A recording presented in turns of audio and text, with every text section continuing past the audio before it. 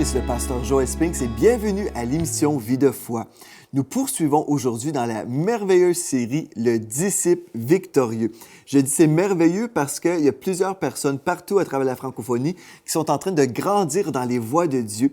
On est en train d'établir des fondements solides pour une vie chrétienne victorieuse. Et puis aujourd'hui, je veux vous rappeler que vous pouvez télécharger gratuitement le manuel Le disciple victorieux à partir du site web enseigne-moi.com. C'est un manuel que j'ai préparé il y a plusieurs années pour aider les nouveaux chrétiens à marcher dans les voies de Dieu, mais en même temps, même si vous êtes un chrétien qui marche avec Dieu depuis peut-être 30 ans, peu importe, c'est toujours bon de vraiment être enraciné dans la parole de Dieu et des fois revoir même ce qu'on a reçu au tout début de notre vie chrétienne. En fait, il y a plusieurs chrétiens qui n'ont jamais été encadrés au tout début et puis finalement, des années plus tard, ces gens-là se retrouvent avec toutes sortes de problèmes parce qu'ils n'ont pas reçu les fondements super importants. Et aujourd'hui, nous allons parler d'un sujet hyper important et vraiment de tous les sujets, bien, chaque sujet qu'on a vu jusqu'à présent, c'était des sujets vraiment importants, mais celui-ci est vraiment important parce qu'on parle d'un sujet que souvent les gens disent, bien, ça, c'est pas obligatoire. On va parler aujourd'hui de l'Église locale, l'importance de l'Église locale dans la vie du chrétien.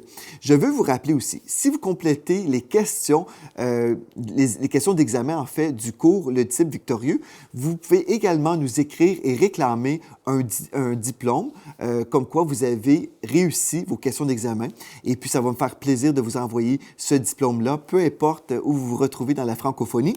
Vous pourrez dire, j'ai complété le cours Le disciple victorieux et puis voilà, je suis enraciné, au moins j'ai bien établi les fondements pour ma vie chrétienne et je crois vraiment ça va être une bénédiction pour plusieurs personnes partout à travers le monde. Donc, aujourd'hui, on va parler de l'Église locale. Et moi, en tant que pasteur et fondateur d'une Église, j'ai entendu souvent les gens dire, bien, l'Église, c'est bien, mais moi, je vis ma vie chrétienne à la maison, où j'écoute des gens sur Internet, ou à la radio, à la télévision. Bien, je crois que dans certains cas, si quelqu'un est malade à l'hôpital, par exemple, bien, on dit gloire à Dieu pour les médias. Comme ici au Canada, dans l'Arctique canadien, il y a des régions très, très, très éloignées, isolées, où il n'y a pas d'église locale. Bien, je suis béni d'offrir le service des réunions en direct via l'Internet. Donc, les gens peuvent nous suivre et même faire partie de l'Église à distance comme ça, parce qu'il y a une raison légitime. Ou encore, il y a des gens qui habitent dans l'Ouest canadien. Ça, je sais, il y a une personne qui m'écrivait récemment en disant, bien moi, j'habite dans l'Ouest canadien et puis ici, je n'ai pas d'Église francophone comme moi et puis j'ai besoin de comprendre ce qu'on enseigne. Et puis, on a des gens qui sont membres de notre Église, même qui sont à l'autre extrémité du pays. Donc, il y a des raisons légitimes. Mais si vous êtes dans une ville et puis il y a une église locale et puis vous savez que vous pouvez y aller, mais parce que vous dites, bien, ce n'est pas vraiment important, on a besoin aujourd'hui d'établir des choses super importantes parce que des fois, on s'imagine, bien, moi, je fais le choix de ne pas aller à l'église. Et puis finalement, vous pensez que vous êtes en train de gagner du temps ou peut-être vous êtes plus libre ou peut-être vous avez été blessé dans le passé puis vous imaginez que vous êtes gagnant. Mais en fait, vous êtes perdant lorsque vous ne fréquentez pas une église locale. Et vous verrez pourquoi aujourd'hui. Donc, je veux vraiment vous encourager, demeurez avec l'esprit ouvert, laissez-vous enseigner par le Saint-Esprit et vous verrez que Dieu a des projets de paix et non de malheur pour votre vie. Donc, pour l'Église, le mot français « Église » est traduit du mot grec « ecclésia » qui veut dire « ceux qui sont sortis » ou « appelés à sortir de ». Donc, ceux qui sont appelés à sortir de quelque chose. Ici, dans le contexte, on comprend que l'Église ou « ecclésia », c'est ceux qui sont appelés à sortir du monde. Et puis, si vous êtes né de nouveau, vous ne marchez pas avec le monde. Oui, vous pouvez marcher sur la même terre. On comprend, nous sommes des habitants terrestres, mais nous ne faisons pas partie du système mondain. Donc, nous sommes appelés à sortir du monde pour briller, pour aller gagner le monde à Christ. Donc, on ne veut pas s'isoler, mais on veut sortir du système corrompu, le système du péché finalement, pour marcher dans la sainteté. Donc, l'Église se définit comme ça. Donc, ceux qui sont appelés à sortir d'eux. Et là, ça se réfère au monde. Bibliquement, on voit que le Seigneur Jésus a mentionné cela dans Jean 15, verset 19. Il est écrit « Je vous ai choisi du milieu du monde ». Et puis, à cause de cela, le monde nous hait. Ça, c'est normal. Si nous brillons, les ténèbres détestent la lumière, mais ceux qui sont dans le monde, qui reçoivent la lumière, bien, ils passent du royaume des ténèbres à ce royaume de la lumière. Et puis là, on peut voir des nouvelles personnes venir à Christ. Donc ça, c'est merveilleux. Et puis, là, on voit dans Éphésiens chapitre 5 et le verset 25 à 27, il est écrit, « Marie, aimez vos femmes comme Christ a aimé l'Église jusqu'à donner sa vie pour elle. Il a voulu ainsi rendre l'Église digne d'être à Dieu après l'avoir purifiée par l'eau et par la parole. Il a voulu se présenter à lui-même, cette Église, dans toute sa beauté, pure et sans défaut, sans tache ni ride, ni aucune autre imperfection. » Donc, Dieu a voulu vraiment prendre cette personne qui était perdue dans le péché et Dieu appelle une personne à son merveilleux salut. Cette personne-là est appelée à sortir du péché, sortir des ténèbres et entrer dans la lumière. Et cette personne, lorsqu'elle dit « Oui, je t'accepte, Seigneur », bien là, elle est adoptée dans la famille de Dieu.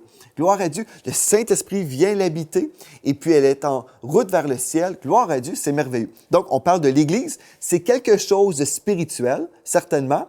Et même dans le credo de notre Assemblée, nous avons établi ceci. Nous croyons que l'Église est un organisme spirituel composé de toutes les personnes qui ont reçu la nouvelle naissance dans l'âge présent. Donc, quand nous parlons de l'Église, des fois, les gens disent « Ah, bien là, je vois telle Église. Oh, elle est belle, cette Église, elle est grande. » Mais on parle d'un bâtiment. L'Église véritable se réfère toujours aux personnes. Donc, une Église, c'est des personnes qui sont en communion ensemble, mais qui ont vécu le miracle de la nouvelle naissance. Je fais partie de l'Église. Et vous, si vous êtes un enfant de Dieu, vous faites partie de l'Église spirituelle, l'Église avec un grand E. Mais Dieu nous appelle aussi à fréquenter nos frères et nos sœurs qui font partie de l'Église avec un grand E. Et là, on parle de l'Église locale. Donc, on va en parler aujourd'hui. Premièrement, il faut comprendre que l'Église locale, c'est une maison spirituelle. Et même, l'Église avec un grand E, c'est une maison spirituelle. Et on retrouve ça dans la parole de Dieu, dans 1 Pierre, chapitre 2, versets 3 à 5. Je vais vous lire ceci et je veux vraiment vous exhorter aujourd'hui, si vous ne fréquentez pas une Église, si vous êtes habitué de vivre votre vie chrétienne à la maison, aujourd'hui, c'est une journée de révélation, de révolution pour votre propre vie. Vous pouvez changer votre façon de penser et entrer dans le programme de Dieu. Des fois, les chrétiens qui me disent « Bien, moi, je ne fréquente pas d'église, je préfère vivre ma vie à la maison. » Et puis, les gens s'imaginent qu'ils sont bénis comme ça.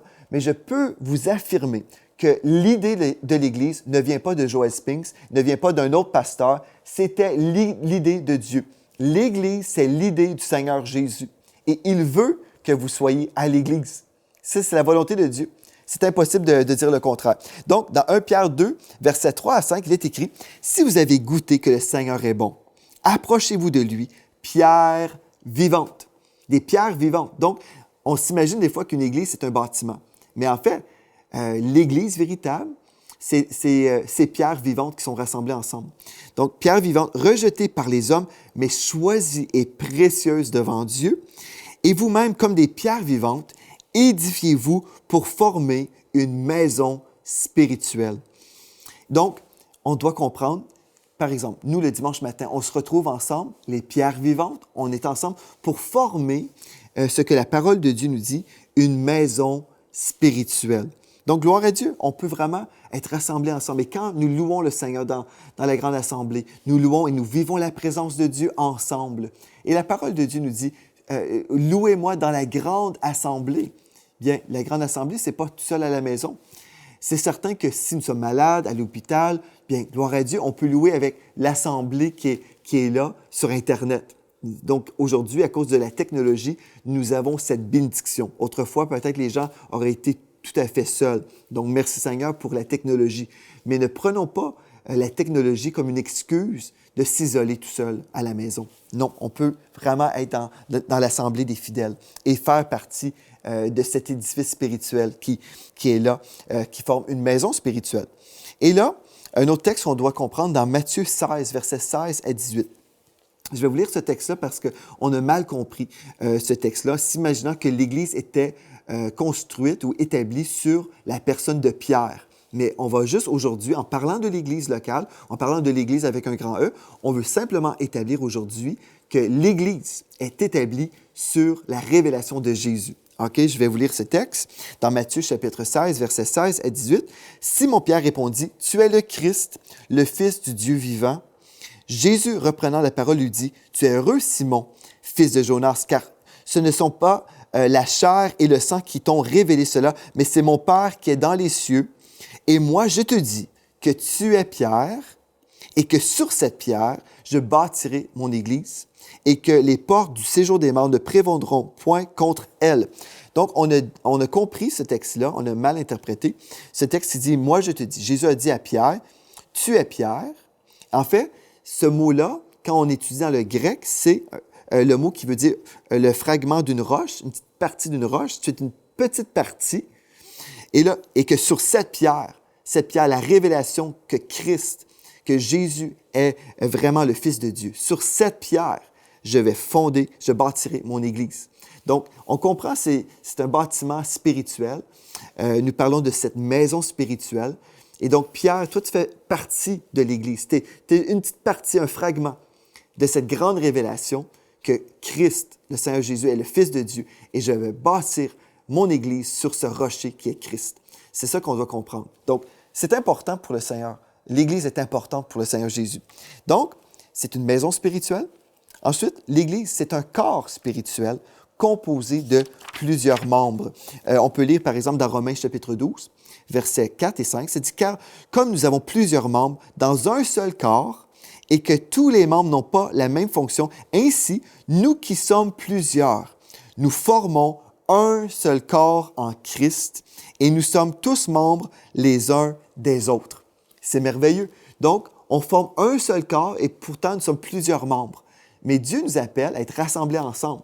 Imaginez une personne qui dirait, bien, je suis une main dans le corps de Christ, mais elle est toujours détachée du corps. Bien, le corps est handicapé à un certain niveau. Dieu nous appelle à être ensemble pour œuvrer ensemble, pour l'adorer ensemble, pour le glorifier ensemble. Vraiment, c'est le plan de Dieu. Mais le plan de l'ennemi, c'est de nous isoler. Il va prendre toutes sortes de façons de nous éloigner du corps de Christ, de l'Église locale. Il va faire en sorte qu'on va être blessé. Certainement, dans l'Église locale, nous allons vivre des blessures parce qu'on va côtoyer des êtres humains qui sont imparfaits. Nous sommes tous imparfaits, donc c'est sûr et certain qu'on va vivre des blessures. Satan veut qu'on prenne ces blessures et qu'on se bâtisse des murailles d'isolation et dire, bien là, j'ai été blessé et je vais demeurer à la maison. Mais non, au nom de Jésus, vous pouvez parler à cette montagne ou à cette muraille et vous pourrez dire, non, au nom de Jésus, je ne m'empêcherai pas de fréquenter une église locale parce que j'ai été blessé. Au contraire, je vais avancer avec Dieu, je vais marcher dans l'obéissance parce que Dieu me dit dans sa parole, négligez pas vos assemblées comme c'est la coutume de certains d'entre vous. Donc, négligez pas votre église locale. Allez à l'église, fréquentez les frères et les sœurs, louez-moi dans la grande assemblée. Donc, Dieu veut que vous soyez là, dans votre église, et puis vous pouvez dire, non, je ne permettrai pas à Satan de me séduire et de me voler de ce grand privilège de fréquenter une église. Et puis, on voit ici, nous sommes plusieurs membres, mais nous formons un seul corps. Et puis, il y a cette bénédiction d'être ensemble. Mais je sais qu'il y a plusieurs personnes qui sont blessées, qui restent à la maison à cause des blessures ou parce qu'on a vécu, par exemple, on a vu des gens hypocrites dans l'Église locale et puis on se dit, bien, il y a des gens hypocrites à l'Église, je n'irai pas à l'Église. Mais je peux vous assurer qu'il y a des gens hypocrites à votre travail et puis vous allez travailler quand même. Il y a des gens hypocrites à l'épicerie, au magasin, et pourtant, vous allez encore faire votre magasinage, comme on dit au Québec, ou votre shopping. Dans votre société, il y a des hypocrites parce qu'il y a des êtres humains. Si on retrouve des êtres humains, nous allons retrouver des gens imparfaits, mais nous devons se laisser guérir par Dieu. Si vous réalisez aujourd'hui, c'est vrai, je me suis isolé à cause de ces blessures-là, j'aimerais vous encourager, visitez le site web enseigne-moi.com. J'ai fait toute une série sur l'esprit de rejet. Vous pourrez faire la recherche dans l'émission Vie de foi, l'esprit de rejet. Laissez le Saint-Esprit vous guérir. Dieu veut vous guérir pour que vous puissiez revenir dans les voies de Dieu. Et quand je dis les voies de Dieu, je parle ici de la volonté parfaite de Dieu pour votre vie. Certainement, on peut être chrétien et à la maison, mais on passe à côté de ces bénédictions que Dieu en réserve pour nous. De un, on ne remet pas notre dîme au Seigneur lorsque nous sommes isolés. On ne côtoie pas les frères et les sœurs, donc nous ne servons pas dans la maison de Dieu. Des personnes vont dire, oui, mais moi, j'évangélise. OK, mais vous êtes un mauvais modèle. Parce que quand vous évangélisez, vous ne conduisez pas ces nouvelles personnes dans le chemin de Dieu que Dieu a établi. Dieu a dit que l'Église locale est importante. Et puis vous dites, non, ce n'est pas important parce que, regarde dans ma vie, moi, je ne fréquente même pas une Église locale. Donc, vous servez de mauvais témoin, même si vous évangélisez. C'est tellement important, on ne peut pas faire la vie chrétienne à notre tête et puis selon notre goût. Dieu a dit, voici le chemin, marche dans ce chemin-là. Ne faisons pas à notre tête, faisons ce que Dieu nous dit. Et dans le disciple victorieux, c'est ça qu'on veut faire, établir ces fondements-là. Si vous êtes un chrétien depuis 25 ans et puis vous n'êtes pas engagé fidèlement dans votre Église locale, vous avez besoin de vous repentir, demander pardon à Dieu. Et même là, pendant que je suis en train de le dire, peut-être certains d'entre vous, vous êtes frustrés. C'est correct. C'est le Saint-Esprit qui vous parle. Le Saint-Esprit vous dit, c'est le temps d'honorer ce que Dieu a dit. On ne peut pas dire, bien, je vais faire à ma tête. C'est anti-biblique. Vous passez à côté des bénédictions véritablement. Donc, l'Église locale, non seulement est une place où on peut côtoyer les frères et les sœurs, une maison spirituelle, un corps spirituel composé de plusieurs membres, mais c'est également une bergerie avec son grand berger, le Seigneur Jésus. Et puis, on voit dans Jean 3, verset 11, il est écrit « Je suis le bon berger ». Donc, Jésus est le bon berger. Le bon berger donne sa vie pour ses brebis. Et puis, on voit dans Hébreux 13, verset 20 à 21, que Jésus a dit, que l'auteur des Hébreux a parlé du grand pasteur des brebis. Nous savons le Seigneur Jésus dans ce texte. Donc, le Seigneur Jésus est le berger, le grand berger. Il est le grand pasteur. Un pasteur, c'est celui qui va prendre soin des brebis. Donc, nous savons que Jésus est celui qui prend soin des brebis, mais humainement, il va se servir des hommes et des femmes qui sont là en chair et en os. Donc, moi, en tant que pasteur, je veux entendre la parole de Dieu pour les brebis. Chaque personne qui arrive à notre Église, bien, je réalise que cette brebis appartient au grand berger, le grand pasteur qui est Jésus. Et moi, je dois recevoir du Seigneur Jésus les directives par rapport à cette brebis-là. Cette brebis, par exemple, arrive à l'Église blessée. Bien, moi, je dois penser ses blessures au nom du Seigneur Jésus. Je dois prier pour cette brebis. C'est l'un des bénéfices que vous allez recevoir dans l'Église locale. Vous pourrez recevoir les soins d'un pasteur. Donc, le pasteur, c'est un berger qui prend soin des brebis. Et puis, on vient d'établir que Jésus est vraiment le grand berger, mais on voit aussi dans Éphésiens 4, 11 à 16 que le Seigneur a établi des hommes et des femmes pour justement prendre soin des brebis. Donc, c'est bien de savoir, oui, Jésus est là, mais c'est bien aussi d'avoir des frères et des sœurs qui sont là physiquement pour essuyer nos larmes. Amen. Une chose importante. Jésus est lui-même le chef de l'Église. Dans Éphésiens chapitre 1, verset 22 et le verset 23, il est écrit « Il a tout mis sous ses pieds, il a donné pour chef suprême. » Ici, on parle de Dieu au Seigneur Jésus. Il a donné pour chef suprême à l'Église, qui est son corps, la plénitude de celui qui remplit tout en tous. Donc, le chef qui est son corps, donc on sait que Jésus est le chef de l'Église. L'Église aussi est une école avec une équipe d'enseignants. On retrouve ça dans Éphésiens 4, versets 11 à 16, que vous pourrez lire à la maison. Mais en gros, je vais vous lire juste une portion. Ça nous dit ici, « Il a donné les uns comme apôtres. » Un apôtre, c'est quelqu'un qui est envoyé pour l'œuvre de Dieu, pour fonder des ministères. Les autres comme prophètes, un porte-parole pour Dieu.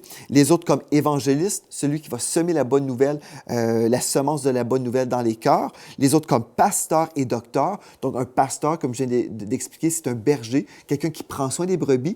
Et docteur, ou dans d'autres traductions, parfois c'est le mot enseignant. Donc, le pasteur n'est pas forcément toujours un docteur, mais je trouve ça très difficile qu'un pasteur ne soit pas un enseignant ou un docteur parce qu'on doit être capable d'enseigner la parole de Dieu. Un pasteur qui n'enseigne pas ses fidèles, ses brebis, bien les brebis vont souffrir, ils vont être mal nourris. Et puis finalement, il va avoir toutes sortes de problèmes. Donc, le pasteur doit vraiment être un enseignant. Mais on voit quand même qu'il y a 5 ministères ici. Et puis, on parle d'une équipe d'enseignants. Donc, dans votre église locale, vous êtes supposé d'avoir, oui, un responsable d'église, un pasteur, mais qui va s'entourer aussi avec des prophètes, des évangélistes, des apôtres et puis des docteurs. Donc, il peut y avoir toutes sortes de ministères dans l'église locale. Mais pourquoi avoir une équipe ministérielle comme ça? Bien, ça nous dit, au verset 12, « Pour le perfectionnement des saints en vue de l'œuvre du ministère et de l'édification du corps de Christ. » Donc, ça veut dire ici que Dieu a mis en place une équipe ministérielle, des enseignants, pour vous bâtir, Quand on parle d'édification, on parle de bâtir le corps pour faire l'œuvre de Dieu. Donc, ça nous dit, pour le perfectionnement des saints en vue de l'œuvre du ministère. Par exemple, moi, je prêche dans l'Église, je suis pasteur, mais il y a aussi des pasteurs associés dans notre équipe. Par exemple, je peux vous parler du pasteur Jérémie Saudril, qui est vraiment un prophète de Dieu. Je reconnais dans sa vie le ministère de prophète. Donc, il peut apporter un message un dimanche matin. Admettons, ce dimanche-là, c'est lui qui prêche. Il va apporter la parole de Dieu, mais avec l'onction du prophète. Et puis, il va apporter des choses précises que moi, je n'apporterai pas nécessairement. On peut prêcher le même message, le même thème. Par exemple, ce mois-ci, on a tous le même thème de prédication. Et dimanche, il y a 2 semaines, c'était le pasteur Michael Lebeau qui apportait la parole de Dieu. Et puis, on avait le même thème et pourtant, on apportait les choses d'une façon totalement différente parce qu'on coule avec une onction différente. Pasteur Michael a vraiment une onction aussi d'évangéliste. Donc, il a apporté un message et puis on peut reconnaître sur sa vie cette onction-là.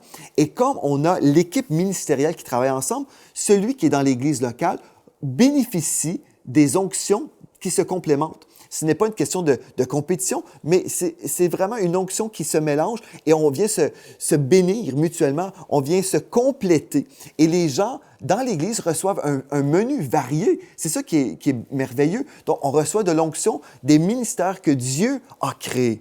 Et puis, quand on est dans l'Église locale, c'est ça qu'on peut vivre aussi. Donc, gloire à Dieu.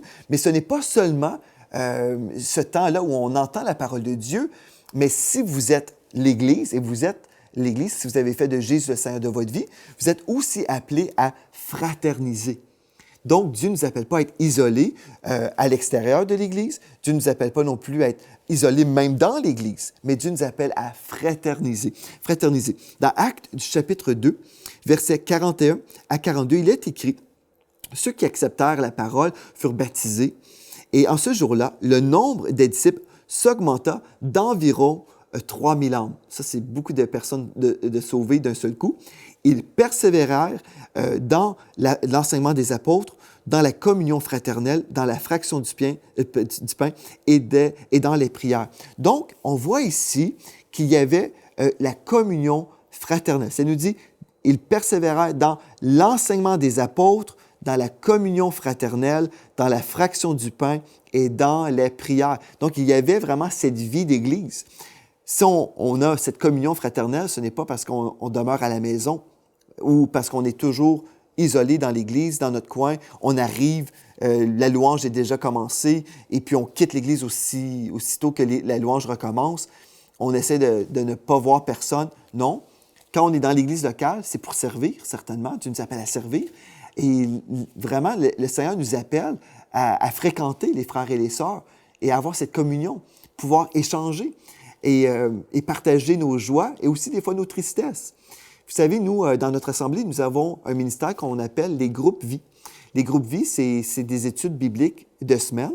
Donc, les gens vont se rencontrer la semaine et puis on va partager, on va faire un retour sur l'enseignement du dimanche.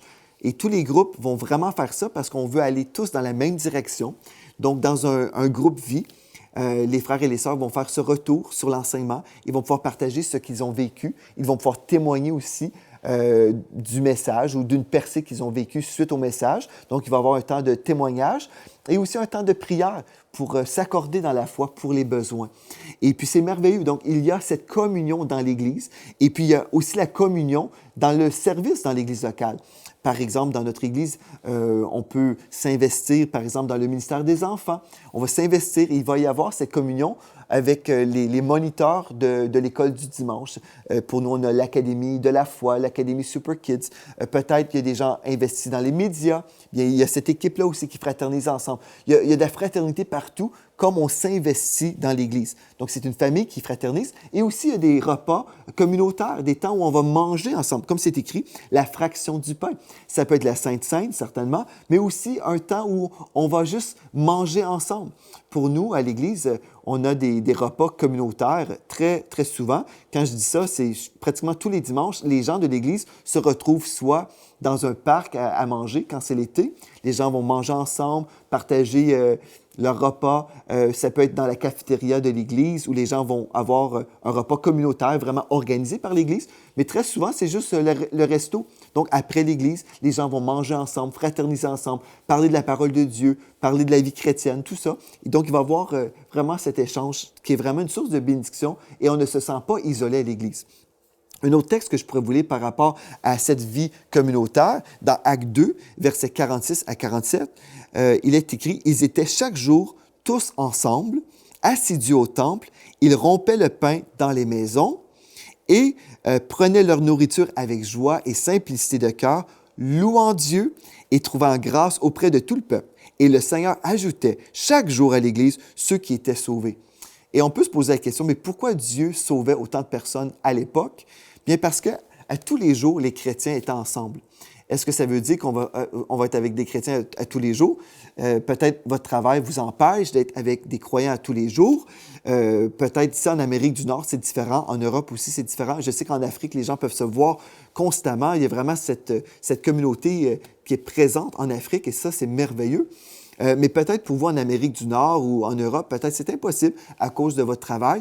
Mais au moins une fois par semaine, vous pouvez être ensemble. Et je crois qu'à l'époque, on voyait beaucoup de conversions parce que cette vie communautaire était tellement présente, on parlait tellement de Dieu, les gens nous voyaient tellement briller ensemble que les gens étaient attirés au Seigneur. Et puis, je crois qu'on pouvait briller davantage comme on se voyait plus souvent. Mais c'est sûr, aujourd'hui, dans nos sociétés vraiment occupées, c'est peut-être difficile, mais on doit vraiment faire l'effort de se voir au moins peut-être une ou deux fois par semaine. Certainement le dimanche, certainement, mais aussi, comme dans notre Église, on a une réunion le mercredi soir, ensuite on a les groupes vie, et puis là, il y a les ministères qui vont se rencontrer en semaine pour faire des répétitions de louanges ou peu importe l'organisation de certains ministères. Donc, on va quand même se voir régulièrement parce que dans l'Église, nous sommes vraiment appelés à se fraterniser. Aussi, une autre chose qu'on peut voir, c'est une famille qui offre un soutien émotionnel. Et puis, vous savez, on peut vivre notre vie chrétienne isolée, mais on peut passer à côté de ce soutien et de l'amour des frères et des sœurs que Dieu a prévu pour nous. Dieu ne nous appelle pas à être tout seul à la maison. Non, Dieu nous appelle à vraiment bénéficier de ce don. En fait, l'Église, là, c'est un don de Dieu. Et quand on est là, on dit non, je n'ai pas besoin de ce don. On est en train de repousser un cadeau que Dieu veut nous faire. Et puis, je veux vraiment vous encourager. Demain, on va poursuivre dans cette étude, toujours dans le thème du disciple victorieux, et on va poursuivre dans l'étude de l'Église locale, parce que je crois qu'on doit vraiment passer ce temps nécessaire pour revenir à la base et voir que Dieu a prévu cette Église locale pour vous.